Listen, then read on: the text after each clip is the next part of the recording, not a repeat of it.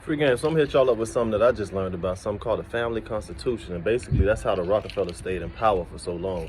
What they did was they had a family constitution, so they had a code of conduct, what they would do if emergencies happen, how they would handle death, all that stuff there. So one of the main things they made sure was every single person in their family had life insurance. I did a free game on that previously, but I didn't know what I know now. But basically that's what they did. They put high level life insurance policies on all of their family members, so when they died, their children inherited money, they had new ways to invest, they had new capital and influx of cash flow at all times, and then they have businesses. So just imagine you got a business that's doing $200,000-$300,000 a year, that's low level, or $20,000 a year.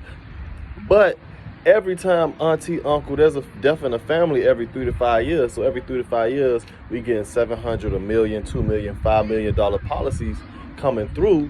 Every 3 to 5 years, we making millions and millions of dollars. So by the time 10, 20 years, 2, 3, 4 generations pass, because you got to think everybody in our generation is going to die. That's 20 or 30 family members. Multiply that by 3 or 4 million, you're talking about 60, 70 million dollars coming through each generation, and then that interest is compounded because they're able to invest and good things are going to happen. But also the best part about that is we know how to handle something. There's no question about when grandma died, what's going to happen to the house, what's going to happen when auntie died, what's going to happen to her car. All that is basically already planned out and mapped out, and we're all on the same page and the same code. So everyone knows, okay, we're going to divvy up the house this particular way. But also, not only that, we're going to take the funds that we attribute, and we're going to take 25% of the funds and we're going to invest it in such and such business. We're going to put this in this trust. We're going to put this also, which is another thing that they did.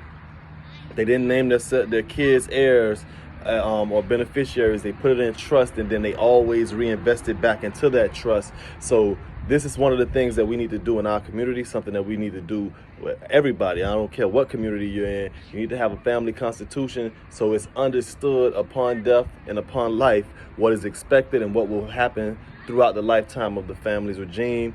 Y'all go ahead and like, comment, subscribe. Let me know what y'all think about that.